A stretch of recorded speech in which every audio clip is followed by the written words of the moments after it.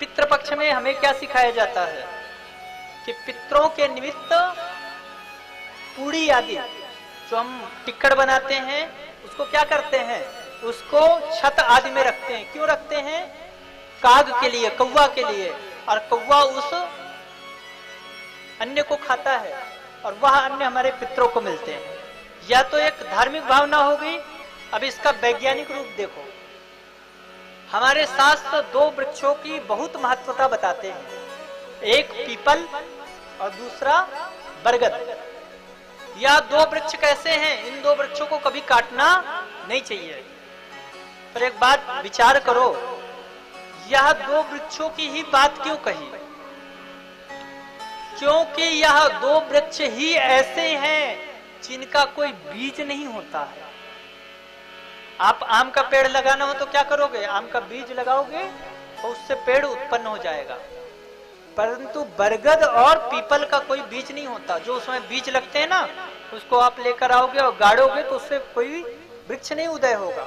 तो इसका वृक्ष कैसे बनता है? बोले कौवा जब इसके बीज को खाता है, खाने के बाद वह उसके पेट में जाता है और पेट में वो फिल्टर होकर मल के रूप में जब निकलता है तब उसमें से वृक्ष तैयार होता है। क्या मतलब? यह पीपल और बरगद के वृक्ष के बीजों को फिल्टर करने वाला यह पक्षी कौवा है। और यह कौवा इस महीने में जो यह पितृपक्ष आता है, इस समय अधिकांश कौवा गर्भिणी होती हैं, गर्भवती होती हैं।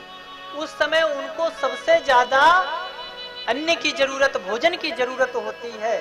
शायद इसीलिए पितृपक्ष का ऐसा समय चुना गया है कि इसके माध्यम से उनको भोजन मिल सके और उस भोजन के माध्यम से वह कौवा आदि जाकर जगह जगह पर वृक्ष आदि उत्पन्न कर सके। और सुनो, वृक्ष होंगे तो उससे क्या होगा?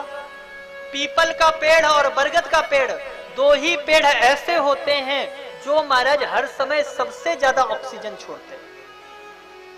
सबसे ज्यादा ऑक्सीजन बरगद और पीपल का वृक्ष छोड़ता है। वायु को सबसे ज्यादा शुद्ध पीपल का वृक्ष और बरगद का वृक्ष करता है। सबसे ज्यादा टेम्परेचर मेंटेन पीपल का वृक्ष और बरगद का वृक्ष करता है। विचार करो, हमारे गुरुजन, हमारे संतजन कितने बड़े ज्ञानी रहे होंगे। हम और आप बड़ी बड़ी पुस्तकें पढ़ते हैं, दो चार इंग्लिश के शब्द रट लेते हैं और आकर खुद को इतने बड़े ज्ञानी समझ लेते हैं और कहते हैं अरे वो लोग क्या जाने, पुरानी परंपरा है। हर एक परंपरा के पीछे कोई ना कोई संदेश छिपा है।